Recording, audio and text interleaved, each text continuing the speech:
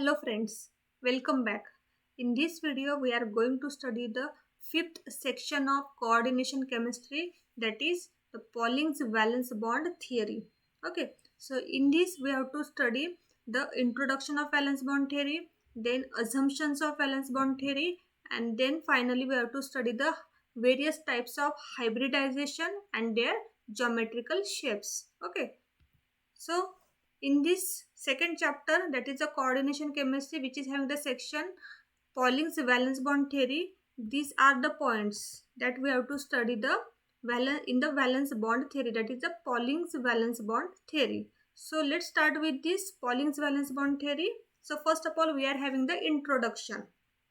So in the introduction, we can say that the limitations of Werner's theory and Sidgwick model made it necessary to search for a new theory of bonding in complexes. Okay, so for that, the first successful application of the theory of bonding to coordination compounds was made by a scientist, Linus Pauling. So this valence bond theory is given by the scientist Linus Pauling. So let's see the image of this Pauling.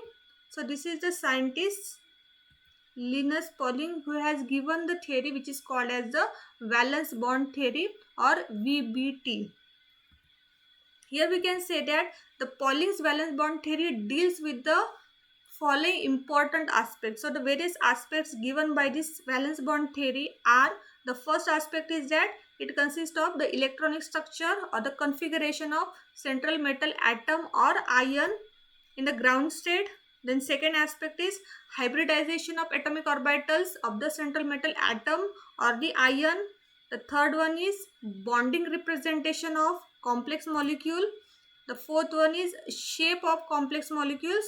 And the last one is the magnetic behavior of the complex molecules. So these are the 5 aspects given by the Pauling's valence bond theory.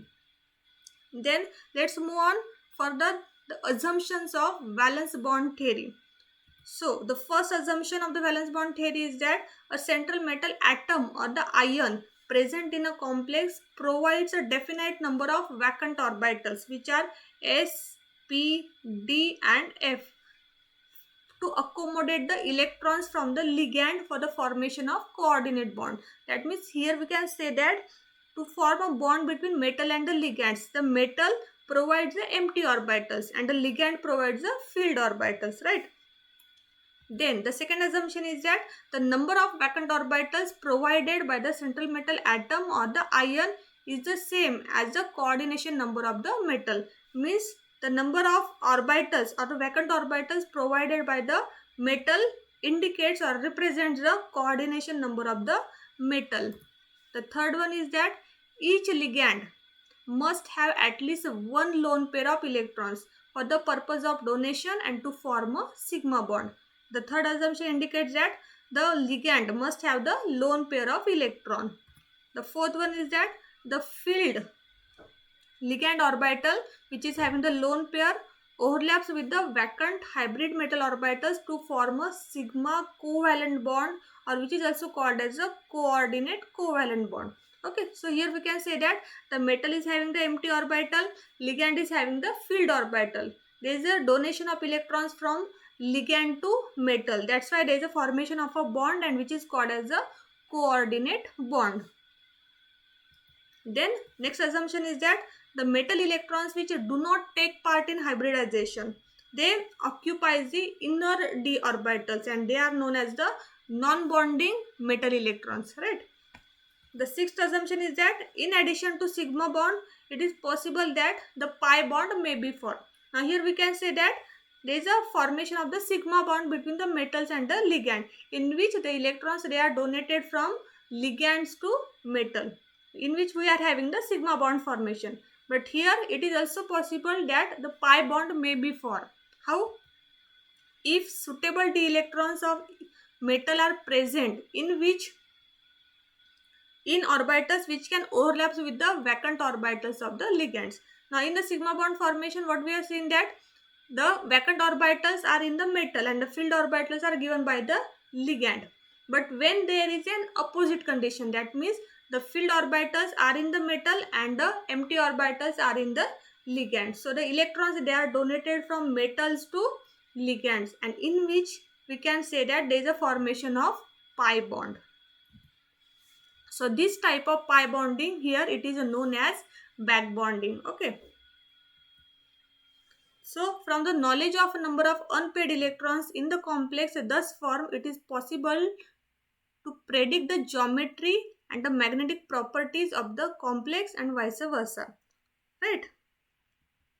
So after this, next point is need of concept of hybridization. So what do you mean by hybridization? We know that what is hybridization? Hybridization is the process of mixing and a recasting of atomic orbitals to form a set of new hybrid orbitals having equal energy and stability. So in order to form a strong bonds between the metal and the ligands, the overlap of metal orbitals with the ligand should be highly effective. And for this purpose, the atomic orbitals of metal undergoes hybridization to form a set of equivalent orbitals with definite directional properties. So based upon this, we can say further, let us see the common types of hybridization and their geometrical shapes. So let's draw a table of 3 columns. In the first column, we are having the hybridization. In the second column, we are having the arrangements. And in the third column, we are having the geometrical shape. So first hybridization that we know is the sp hybridization. So what in the sp hybridization, the arrangement is the linear. And so let's see the geometrical shape. So this is the geometrical shape for the sp arrangement. Here we can say that at the center we are having the metal, and this metal is attached to the two ligands, and it is in a linear fashion. Second type of hybridization is the sp2. There is one s orbital and two p orbitals. They undergo overlapping, and due to which we are getting the arrangement which is called as the trigonal planar arrangement.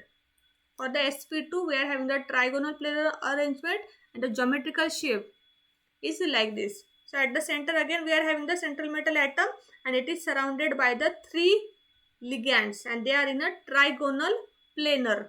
They are in a one plane, therefore it is called as a trigonal planar. So for the sp2 hybridization, we are having the trigonal planar arrangement. Then further, the third type of hybridization is the sp3 hybridization, in which one s orbital and the 3p atomic orbitals, they undergo overlapping. So we are getting the arrangement which is called as a tetrahedral arrangement. So in the tetrahedral arrangement, again at the center we are having the metal, and which is surrounded by the four ligands in a tetrahedral fashion. The same is drawn with the planes. So at the center again we are having the metal, and it is surrounded by the four ligands in a tetrahedral fashion. So for the sp3 hybridization, after this we are having the dsp2 hybridization. In this dsp2 hybridization, the d orbital uses the dx square minus y square orbital, and the arrangement is the square planar arrangement. And in the square planar arrangement, the geometrical shape is like this. Again at the center we are having the metal, and it is surrounded by the four ligands. The same can be shown with a plane. So we are having the metal and surrounded by the four ligands in one plane. So it is called as the square planar arrangement. This is for the dsp2 type of hybridization. Next type of hybridization is the dsp3 or sp3d type of hybridization, in which the d orbital uses the dz square atomic orbital. So here we can say that one d orbital, one s orbital, and 3p atomic orbital, they undergo overlapping, and which gives a formation of the dsp3 or sp3d hybridization. Here the arrangement is the trigonal bipyramidal arrangement. So trigonal means three are in a trigonal fashion, and bipyramidal means one is above and second is the below of the trigon. So the geometrical shape. So this is the geometrical shape. We are having the trigonal, three ligands in a triangle fashion, and one ligand is above and second ligand is the below of this triangle. So it is called as the trigonal bipyramidal arrangement. Next is the dsp3 type of hybridization, means when one d, one s and one p atomic orbital, they undergo overlapping, and which gives the formation of this dsp3 type of hybridization, in which the d orbital uses the dx square minus y square. In the earlier case, the d orbital was dz square, and the arrangement here we can say that it is a dsp3 or d2sp2, in which the d orbital uses the dx square minus y square or dz square orbital, and the arrangement is square pyramidal. And for this square pyramidal, this is the shape. Square pyramidal means 4 ligands, they are in a square fashion, and one ligand is above, so it is called as the square pyramidal or square pyramid. Next type of hybridization is the D2sp3, or which is also called as the sp3 D2 type of hybridization. The arrangement is the octahedral arrangement, or it is also called as the square pyramidal arrangement.